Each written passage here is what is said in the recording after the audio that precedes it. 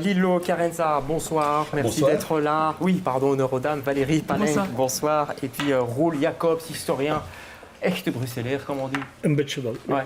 Tiens, un petit cours en 2 secondes, Roel Jacobs, puisqu'on venait de parler du néerlandais. Ommegang, ça veut dire quoi? Om, c'est autour, et gang, c'est gaan, c'est aller.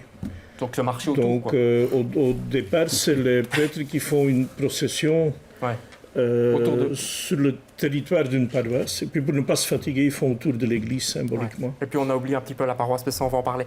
Grand Place, ceci dit, c'est pas traduit Grote Plaats, hein? C'est comment en irlandais, vous le savez quand même? Grote Markt. Oui. Ça c'est typique de la Belgique, hein. Les Grands Places en irlandais c'est Grote Markt. Ça veut dire que c'était d'abord un marché en fait, la Grand Place essentiellement, Lilo. Exactement. Donc, c'est pas évident maintenant, hein, quand on voit la Grand Place maintenant, de se dire que d'abord c'était un marché. C'était un marché, vous avez le marché matinal à l'époque, puis il y a eu le marché aux fleurs, marché aux oiseaux, marché aux chiens, et puis ça a été aussi un grand parking, et puis voilà. En tout cas, c'est une place que vous adorez, que vous adorez, on fait la liaison, elle n'est pas terrible. Hein. C'est une place qui est au patrimoine mondial de l'UNESCO depuis fin 1998. 98, donc c'était tard quand même, hein, c'était pas si évident. Alors moi je me demande, donc vous sortez un bouquin, on va voir des images qui circulent autour de nous de ce livre. Pourquoi encore faire un bouquin sur la Grand Place? Est-ce qu'on n'a pas tout dit, Valérie, sur cette Grand Place? Je crois qu'on a en effet dit beaucoup de choses sur la Grand Place, mais tous les documents sont éparpillés un peu à gauche, à droite. Et donc ce qu'on a voulu faire dans ce livre, c'est rassembler tous ces documents exceptionnels au niveau iconographique et au niveau historique dans un seul livre. Et donc dans le livre, vous trouvez une partie historique et également toutes les maisons décrites une par une de la Grand Place, plus les édifices publics. Et ça n'a jamais été fait. Où est-ce que vous avez trouvé toutes ces photos? Là, on voit des photos noir et blanc, là, pour l'instant, de voitures. Il y avait encore des voitures à l'époque sur la Grand Place, d'ailleurs. C'était un travail de fou, ça, non? Écoutez, c'est 5 ans de travail. 5 ans, il n'y a rien que des passionnés comme moi, Valérie et Philippe, qui est en fait le 3e larron, qui ce soir n'est pas avec nous. Donc on a vraiment été... un peu comme les gros chalutiers, on est allé aux archives. Chercher le poisson. Les rats de bibliothèque, comme on dit, on a vraiment tout finé.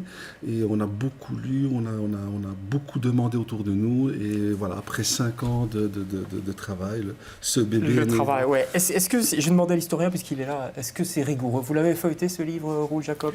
Oui, ben, j'ai eu l'occasion de donner un coup de main, puisqu'on a discuté ensemble l'approche. Et en effet, je crois que c'est très bien fait.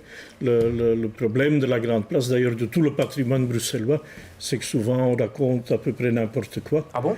Les Bruxellois, ils aiment bien l'autodérision, donc ils ne sont pas contre ça. Et de temps en temps, ils oublient qu'ils ont une histoire qui vaut vraiment la peine. Est-ce qu'ils aiment bien leur Grand Place? Parce que quand on va sur la Grand Place, ce qu'on voit, c'est essentiellement des touristes. Moi, je ne vois pas beaucoup de Bruxellois, un peu les sèche-fins qui passent. Les Bruxellois passent, ils travaillent sur Bruxelles, et donc c'est vrai qu'ils ne font que passer. Peut-être les touristes s'arrêtent plus et admirent. C'est vrai que souvent, dans son propre pays, on ne prend pas toujours la peine de visiter en disant qu'on a toujours le temps de le faire et puis on ne le fait pas. Donc on espère que ce bouquin s'adressera aux Bruxellois qui aiment la Grande Place et qui la redécouvriront peut-être avec un œil nouveau. À travers son histoire, à travers tous ses métiers, il y a combien de statues? Est-ce que vous êtes amusé à les compter? Il y en a un. Écoutez, ça, c'est une question vache. C'est simple, vous trouverez la réponse en C'est trop facile, ça, c'est trop facile. Il y a beaucoup de statues, il y a tous les métiers, il y a les fameuses corporations. Pourquoi il y avait des maisons de corporations sur la Grande Place? Quelle vitrine exceptionnelle pour les corporations que de s'installer sur la Grande Place. C'est comme un salon, finalement. Exactement, c'est une vitrine. Donc tout le monde avait envie d'être sur la Grande Place, et c'est souvent les plus riches qui avaient la possibilité de s'installer là. Oui, c'était pas là qu'allaient les pauvres, Roel Jacobs, sur la Grande Place. Si, pour le marché. C'est-à-dire, ça dépend des époques. Ce qui est fascinant, c'est que la place change au fil du temps. Et par exemple, quand Victor Hugo y habite comme réfugié politique, on voit que toutes les maisons sont subdivisées en toutes petites unités, et ce ne sont pas du tout des riches qui y habitent. Ce qu'on se rend compte aussi en lisant votre livre, qui est passionnant, c'est que les maisons ne se fabriquent pas d'une traite. Par exemple, vous parlez de la maison du roi, on a d'abord fait, quelques murs, et puis on a rajouté une tour, et puis on a rajouté d'autres choses. Tout se fait petit à petit. En fait, la Grande Place telle qu'on la voit aujourd'hui, il y a eu toute une série de changements et une métamorphose. Avant, la Grande Place, c'était des maisons en bois, et puis au fur et à mesure, il y a eu un bombardement, donc elle a été détruite. Bombardement par les Français, armée française. Par le fameux Villeroy. Donc, une ineptie, comme on dit, militaire. Mais on l'a reconstruite très vite. En quelques années, oui. En quelques années, c'était vraiment exceptionnel, cette place donc, qui était en effet en partie en bois, à brûler. Et donc, c'était l'occasion de reconstruire, par les corporations très riches, des bâtiments en pierre. Et donc, actuellement, ce qu'on observe maintenant, c'est ce qu'il y avait pratiquement à l'époque. Donc, elle n'a pratiquement pas bougé. C'est ça qui est exceptionnel sur cette grande place. Elle n'a pas été défigurée, on n'a pas construit des bâtiments si oui, tout à fait. Il y a eu, à un moment donné, on a enduit ces façades, donc c'était vraiment tout à fait... Enfin, c'était plus du tout valorisé. Et donc, grâce à un bourgmestre, ça, vous verrez bien dans le livre, tout a pu être réhabilité et restauré. Et le Megang peut passer maintenant sur la Grand Place. Il y a une expo qui commence ce soir, je crois, au Koudenberg sur le Megang qu'on peut visiter. Ça, c'est votre passion, vous, le Megang. En même temps, est-ce que c'est encore d'actualité? Je vous provoque un petit peu, mais qu'est-ce qui peut encore passionner les gens dans le Megang aujourd'hui?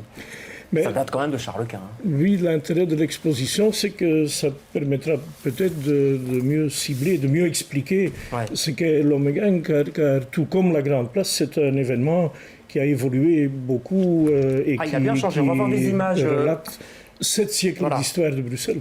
Donc ça, c'est des images sur la Grande Place. Il faut savoir qu'au début, le Megang, c'était une procession plutôt religieuse pour Notre-Dame Victoire du Sablon, c'est bien ça?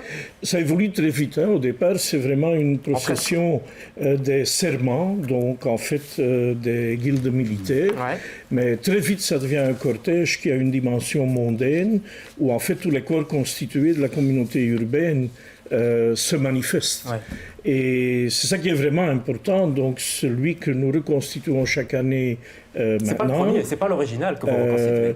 C'est-à-dire, c'est la source d'inspiration est celui de 1549, quand Charles Quint vient proposer son fils et successeur à nos régions.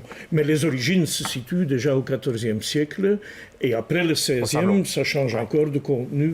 Et puis on a décidé de retourner au Sablon, parce qu'on avait abandonné le Sablon à un moment donné.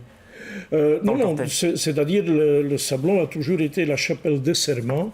Donc Notre-Dame du Sablon, c'est là qu'elle est, c'est de là qu'elle part sur la Grande Place, et c'est de là... et c'est de la Grande Place qu'elle revient au Sablon. Mais c'est ça qui est extraordinaire avec cette exposition, c'est qu'on a enfin l'occasion d'expliquer quel est l'événement et comment il a évolué au fil du temps. Et le grand mérite du Centre Marinus, qui est à la base de tout ça, c'est aussi le livre qui relate toute cette évolution, qui explique tout ça. Tout ça, on peut voir ça au Koudenberg. Moi, j'ai quand même une question.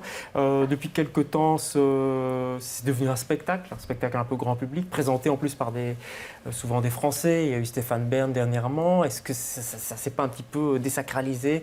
Est-ce que c'est pas devenu une machine commerciale, tout simplement? Je ne le pense pas. Je crois que c'est une question d'équilibre.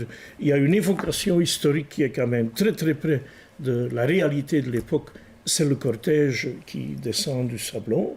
Il y a évidemment, et ça c'est vrai, un spectacle sur la Grande Place qu'on ne peut pas reproduire tel qu'il était au XVIe, parce que personne ne resterait 2 heures pour voir ça. Mais sur la question du côté commercial, donc c'est payant maintenant.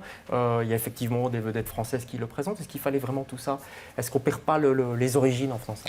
Je ne le pense pas, car il faut bien comprendre que ce n'est pas une procession religieuse sans plus. Quand on l'a recréée en 1930, le vicaire du Sablon, qui a joué un rôle important, a tout fait pour ne pas en faire une procession, dans le souci d'impliquer aussi les non-croyants, d'impliquer toute la société bruxelloise et belge dans l'événement.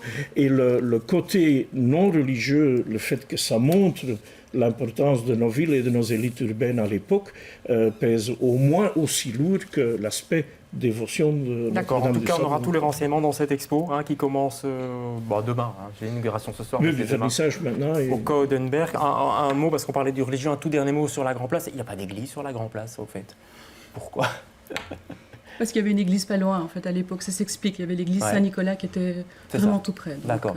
Mais c'est un lieu dévolu aux marchands, un lieu commercial en fait à la base, et politique. C'était le symbole du pouvoir communal aussi, la Grande Place. Donc ça s'explique aussi historiquement. Oui, très rapidement. Il y a une colline qui est celle du clergé, Saint-Gudule, il y a une colline qui est celle du prince, l'actuelle place royale, et il y a les élites urbaines, et ça c'est la Grande Place. Chacun sa place, comme on dit.